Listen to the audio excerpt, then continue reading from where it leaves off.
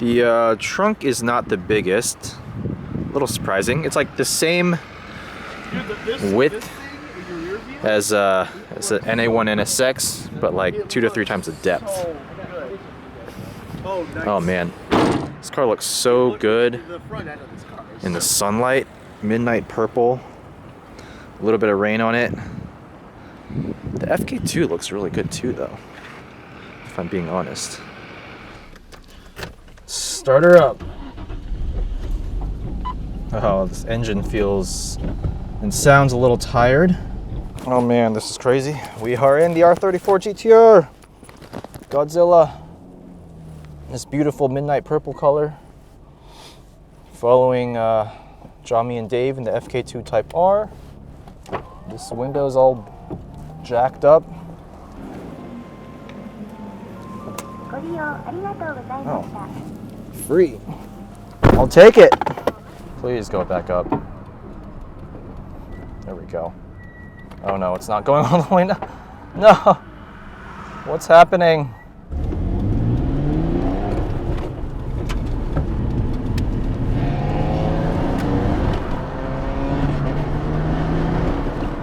The ride quality is actually not bad. I mean, this is, after all, based on the Skyline family sedan. The chassis dynamics around town at low speed, pretty tame, pretty mild, not overly stiff. You can definitely tell this car has quite a bit of wear and tear on it though. Like all the bushings feel like they could use a refresh. The foreigners who rent from Omaren, this is probably like their most rented car in their entire fleet. It feels like, you know, just a normal sedan interior. Nothing all that special. You know, obviously having the gauges here is really cool. It sets this car apart a little bit. And these stock seats are actually very supportive. They feel like Recaros. But other than that, I mean, this car doesn't feel all that crazy. The R34 GTR was really made famous because of how much potential, tuning potential there is. There's plenty of tuners out there like Mines, I believe Top Secret and a few others who have gotten close to, you know, 700, 800, even maybe 1,000 horsepower out of these things.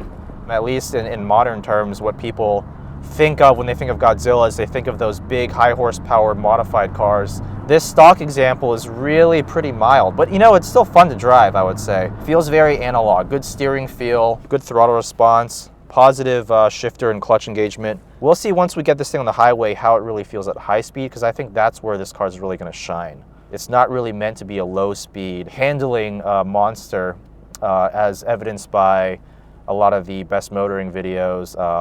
The Toge Showdowns, AE86, S2000, FDRX7, MR2, those cars really dominate there because it's a, you know, low speed hairpins, lightweight counts for a lot. This thing is, I want to say 3,300, 3,400 plus pounds.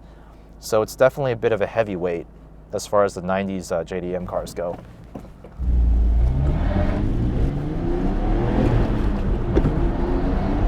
All right. Very linear power band. Easy to heel toe. You know, one thing that's crazy to me about the RB26 is that it has an 8,000 RPM redline, yet it's turbocharged. I mean, how many turbo motors in the 90s had that high of a redline, or nowadays for that matter, have that high of a redline? There we go. All right, onto the freeway. There we go.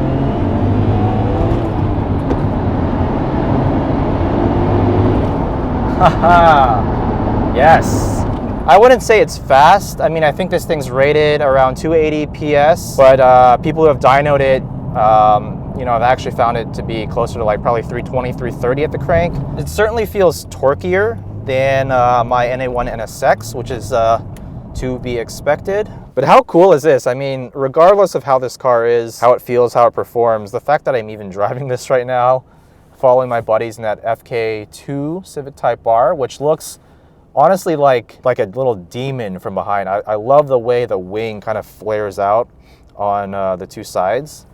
I think the rear end of this car looks better than the FK8 Civic Type R. I think it just looks a little bit more simple, but at the same time very aggressive. Whereas with the FK8, they tried a little bit too hard. And this being the third car I've driven in the past 2 days in Tokyo, around Tokyo. I must say I'm finally starting to get used to novelty of being on the right side of the car, but on the left side of the road. It's wearing off a little bit.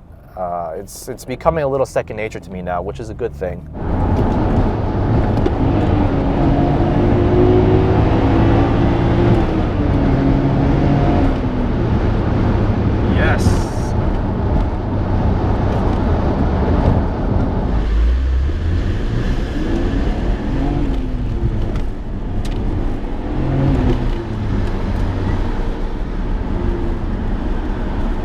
But yeah, so like Jami spent some more time in the GTR on the highway, and he was just literally giggling the whole time because the car just makes so much more sense at highway speeds.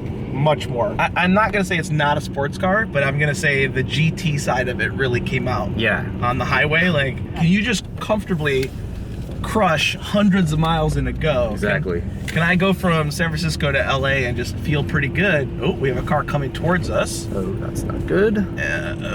Oh my. And they are in a, and they're getting out of our way. K car. Arigato gozaimasu. But yeah, I agree. This car makes sense on the freeway. Like effortless acceleration, 320 horsepower. Feels like, honestly feels like more. It does. How much does it weigh again? I think it's like 3,400, somewhere around there. Okay. Good mid-range torque. It pulls hard to 7. Feels analog. There's nothing really like this, I think, in the US that gives you the same sense of the feeling. Yeah.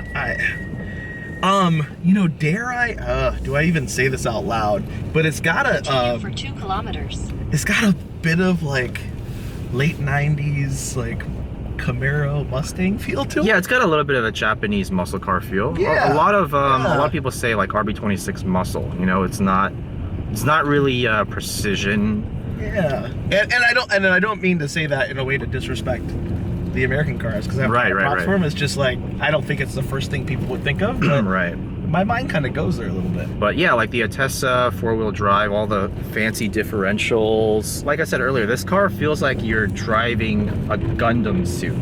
Yeah, you know? Whereas I agree. Some other cars of the time period, like the NSX, totally different. The NSX feels like just like a precision, very precisely tuned supercar. It's more, you know, responsive and sleek and kind of feels more high-end. This just feels like all the technology is just in the background, just working to get you across the road as quickly as possible. But not like, but not video game like. It feels analog. It's still analog, which is weird. Yeah. The way it builds speed at the last bit of the pedal travel. Yeah. If you don't put it foot to the floor, you don't get that last bit, and then it goes. So in that sense, it's analog. Like steering ratio is a little bit slow. Yeah. And you know, the throttle, like you said, the throttle pedal travel is long, and you have to use all of it. So in that sense, it's analog. It doesn't just give you everything at once. But when you really push it, you know, use all of the inputs to their fullest, the car just really comes alive. I think the specialness of it is hidden. Yeah. When you're putting around town, then you get to highway speed, you're like, oh, okay, that's what this thing's about. Which kind of makes sense, because that's why like the stock R34 GTR like lost a bunch of toge battles on best motoring to like AE86s and S2000s and things like that. But on a big circuit like say Fuji Speedway or Suzuka, this thing just crushes. It's effortless performance. Yeah, and it's, I don't know, it has personality. It's got a lot of personality. Yeah, a lot of personality. What that means, I don't know. It's kind of like intangible, but it is an intangible thing. But it is a cool car. Yeah, it is really cool. Big thumbs up for the Godzilla. Yeah, I think it's 3 out of 3 between me, you, and Dave. Yeah, we all got, after driving on the highway, we all got out of it just straight up giggling. Yeah. It's cool. It's cool. Really cool.